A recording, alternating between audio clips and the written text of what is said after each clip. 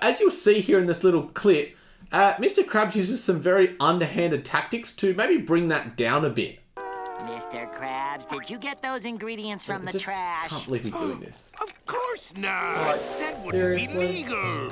I intercepted these items on their way to the trash. Hello everyone, my name is Ethan Rucioch and welcome to the first ever Actual Accountant Analyses, where I, an actual accountant, will be analysing a popular business from either a TV show or a movie. Today's business of choice is from the TV show Spongebob Squarepants, and we're going to be looking at the restaurant The Krusty Krab. There it is. The finest eating establishment ever established for eating. The Krusty Krab. So in this episode, I will be going through different topics that an accountant would look at from a business point of view. So we're going to be looking at the income and expenses of the business. We're going to be looking at what kind of structure would they be using. And if you stick around to the end, you'll find out my opinion on whether I think the Krusty Krab is profitable. So for those of you who don't know, the Krusty Krab is a burger and food restaurant. It is in the town of Bikini Bottom and is run by Mr. Krabs. He's a pretty egotistical, money-driven owner, is the easiest way to describe it. And of course, the main protagonist of the show, Spongebob Squarepants, works there. So what I want to be looking at first is, well, what makes up the income and expenses of a restaurant? What kind of bookkeeping work is going to be required there? Now first, what goes into the income of a restaurant? Well, it's going to be their food and drink sales. That's going to be the majority of what a restaurant is selling, and therefore that's going to be their main income source that they're tracking. And likely they're going to want to be tracking these on an individual basis. So, using some kind of point of sale system so they can see what is the best sellers. In this case, it's probably going to be the Krabby Patty. Understanding what's the best selling drinks, what's the best selling food, and then understanding what kind of margins they're making on that so they can kind of have an idea of, what are they going to be pushing to their customers. Now, what is the biggest expense for a restaurant? Well, for most restaurants, it's the cost of goods sold. But as you'll see here in this little clip, Mr. Krabs uses some very underhanded tactics to maybe bring that down a bit. Mr. Krabs, did you get those ingredients from the trash? I can't believe he's doing this. Of course not. That wouldn't be legal. I intercepted these items on their way to the trash. Anyway, if you can get away with that, I guess that does bring your cost of goods down. But other expenses that a restaurant would normally have is going to be their wages. And we're going to look at that in a little bit more detail soon about how maybe Mr. Krabs probably is doing the wrong thing there as well. And they may be paying rent depending on if they own the building. They've got the utilities, the electricity and gas to run it, although I'm not quite sure how that stuff works underwater. And then you're going to have incidentals, you're going to have your tables and chairs and equipment that's going on in the restaurant. Some of those are a bit one-off, but they're some of the types of expenses that a typical restaurant would have. Now, as a part of this series, I want to highlight a couple key points from the show. And number one is going to be how much Mr. Krabs loves his money. Money sweeter than honey. Money, money, this money, money. That profit will make me wallet fat. What? Profit's down $3 from last month. I gotta start running a tighter ship around here. And what he might be doing to try and, better stretch those profit margins and better increase that bottom line profit. And he really is an owner that is going to probably do the wrong thing in business because he definitely puts money before customers or employees. Well, can we talk about this?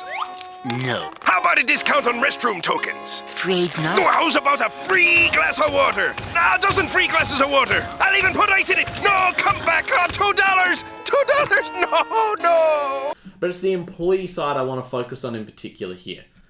Now, I don't want to accuse Mr. Krabs of anything, but are his employees getting paid properly? He's got one employee in SpongeBob who absolutely loves the job and would probably work there for free. And Mr. Krabs is definitely the type that would take advantage of that. I can see him definitely putting him on some kind of dodgy apprenticeship where he can keep him on a lower wage for as long as possible.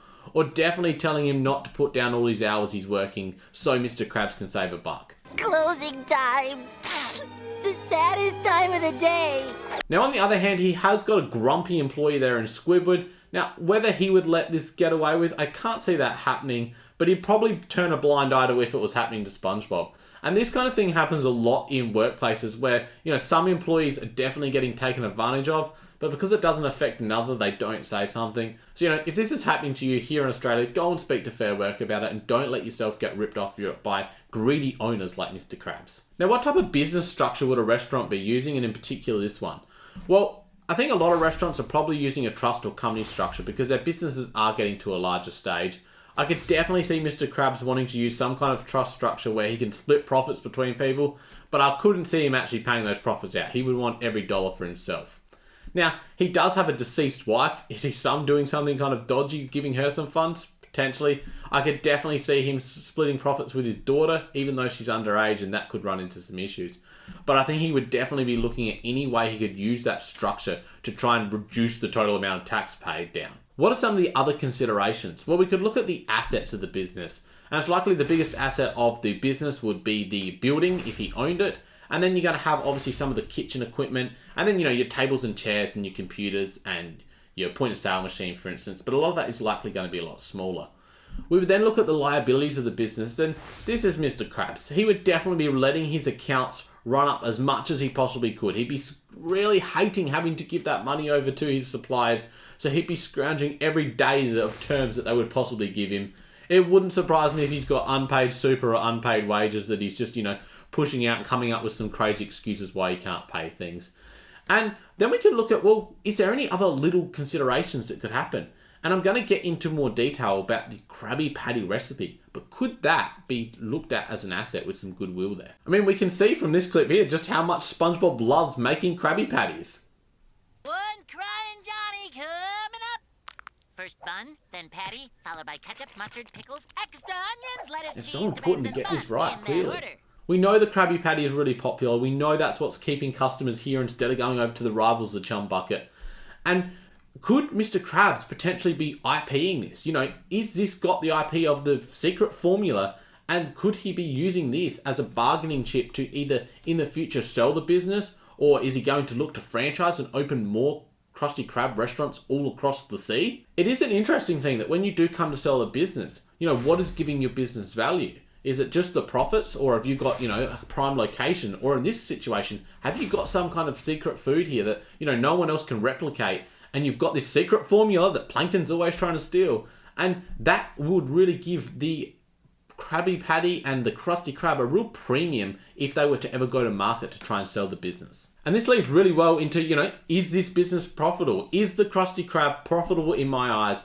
And I think it definitely is. You just got to look at some of these strengths that it's got. It has got a monopoly in the area. The Chum Bucket can't compete. It's got the Krabby Patty, which is by far the most popular. It's, the rivals want it. This is the best burger patty that is going around. That's giving them an advantage. Who wants a Krabby Patty at 3 in the morning?